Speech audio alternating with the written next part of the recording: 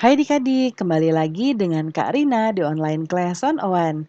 Kali ini kita akan belajar kelas 6 tema 4, subtema 1 globalisasi di sekitarku. Di pembelajaran 4 kita akan belajar bahasa Indonesia, matematika, dan PPKN di halaman 29 sampai dengan 36. Nah, adik-adik untuk melihat video lain, adik-adik bisa klik di kanan atas video Kak Rina, nanti ada rekomendasi, playlist, dan juga video pembelajaran lain sesuai judul ya. Dan juga jangan lupa nih, kalau videonya buram, adik-adik berarti belum setting kualitasnya. Pilih resolusinya yang paling terbaik ya, supaya gambarnya lebih bagus. Nah, kalau adik-adik mau lihat video tema lain atau kelas lain, bisa klik di kolom deskripsi, nanti ada daftarnya. Misalnya sekarang kan adik-adik kelas 6 ya, berarti pilih yang ini. Klik biru-birunya atau klik linknya. Nah, kita nanti akan masuk ke playlist kelas 6. Misalnya nih adik-adik mau lihat kelas 6 tema 3, klik putar semua. Nah, ini nanti akan ada di sini adik-adik daftarnya sebelah kanan ya. Ini dibuat berurutan videonya.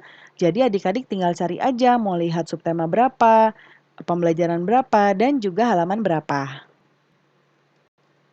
Kita mulai ya adik-adik. Ada Lani nih ya.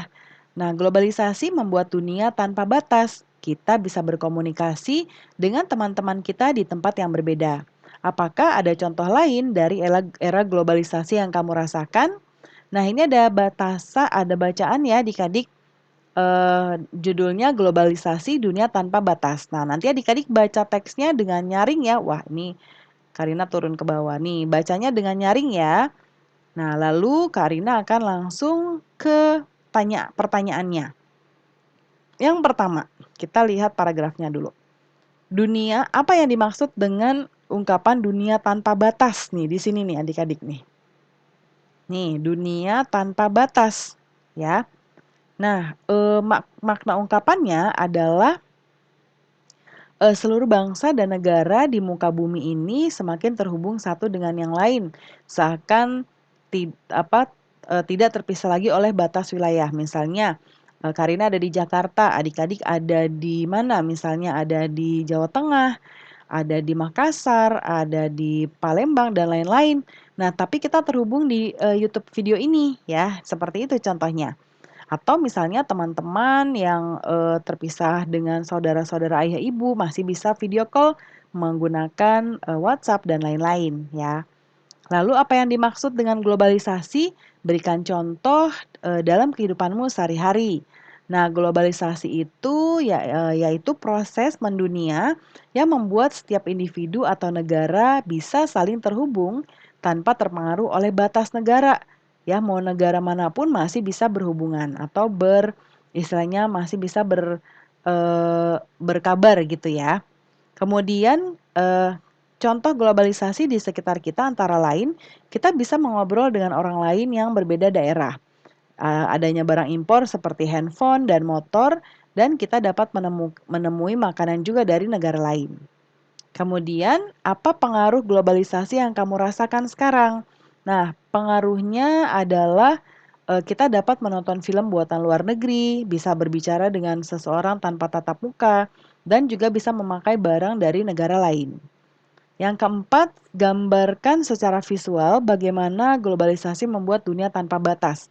Nah, ini contoh ya, ada peta, lalu nih ada garis-garis yang menghubungkan walaupun sebetulnya mereka tidak terbang ke sana untuk mengunjungi ya, tapi lewat virtual. Ya. Berikutnya, sekarang amatilah di lingkunganmu, ceritakan keberagaman ekonomi yang ada di sekitar. Ini Karina contohkan ya adik-adik, nanti adik-adik boleh menggunakan kalimat sendiri, karena kan sebenarnya ini yang ada di lingkungan adik-adik ya. Tetangga saya bernama Pak Eko. Keluarga Pak Eko memiliki ekonomi tingkat sedang, ditunjukkan dari kendaraan sepeda motor yang dimiliki keluarga. Berbeda dengan Pak Eko, keluarga Pak Beni merupakan keluarga kurang mampu. Tampak dari kondisi rumah Pak Beni yang masih sangat sederhana dan hanya memiliki sebuah sepeda.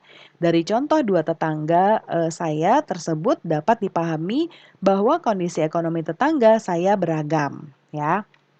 Lalu nanti diceritakan kepada teman ya, hasil pengamatannya sama atau enggak. Lalu sekarang diskusi nih adik-adik, mengapa ekonomi setiap orang beragam? Karena setiap orang memiliki pekerjaan dan penghasilan yang berbeda ya. Lalu apa saja yang mempengaruhi keberagaman tersebut? Ya, dipengaruhi oleh keterampilan seseorang, pendidikan, peluang, pekerjaan, dan penghasilan. Lalu sikap apa yang harus kita kembangkan melihat keberagaman ini? Yaitu sebaiknya menghargai dan menghormati setiap orang tanpa memandang status ekonominya ya adik-adik.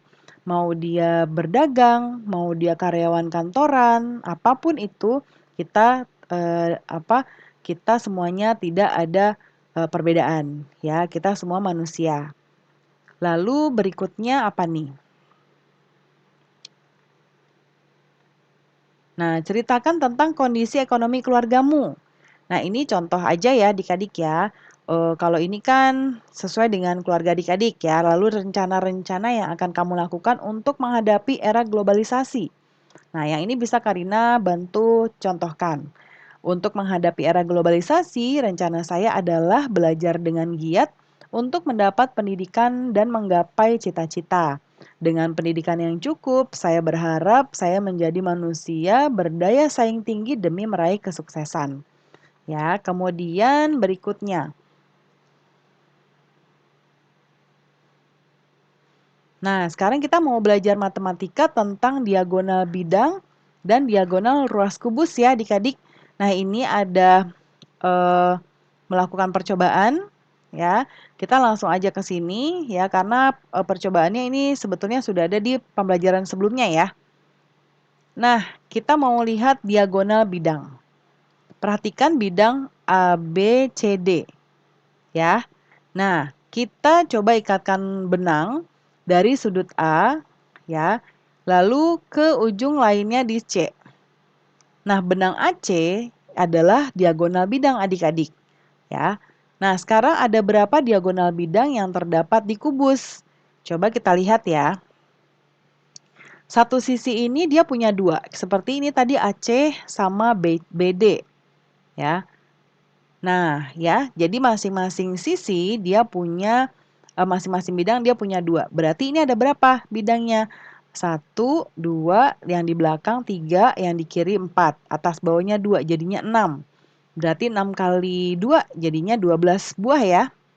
Nah, jadi kalau kita sebutkan ya diagonal bidangnya yaitu AC, lalu BD, ada AG ya. Di sini kalau kita namakan yang lain ya A, B, C, D, lalu ini E, F, G, H ya.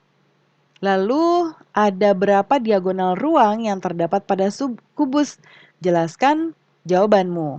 Nah, kalau diagonal ruang itu kita menggunakan satu buah diagonal seperti ini adik-adik, tapi melintang seperti tadi kan garisnya hanya satu.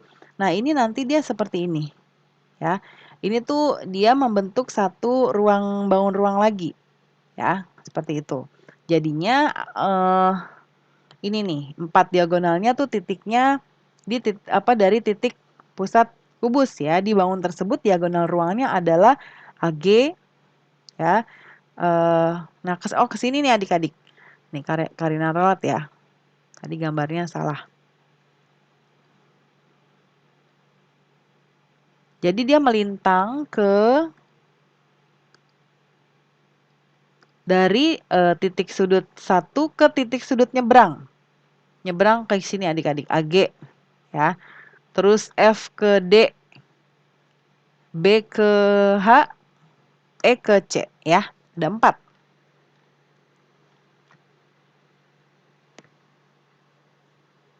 Nah, ini contohnya ya. Nah, sekarang kita mau membuat diagonal ruang ya, diagonal bidang dan diagonal ruang. Nah, Karina akan buat ininya 4 satuan aja. Seperti ini.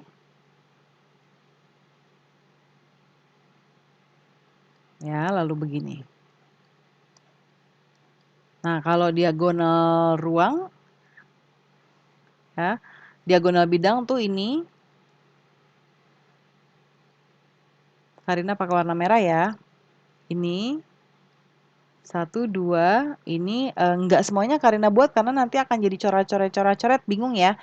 Terus kalau yang diagonal ruangnya itu yang dari sini ke sini, contohnya Karina contohkan 2 aja.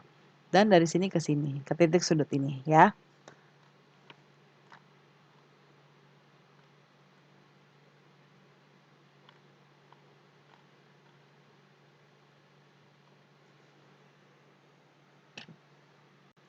Nah, yang terakhir ini kesimpulan tentang sketsa ya.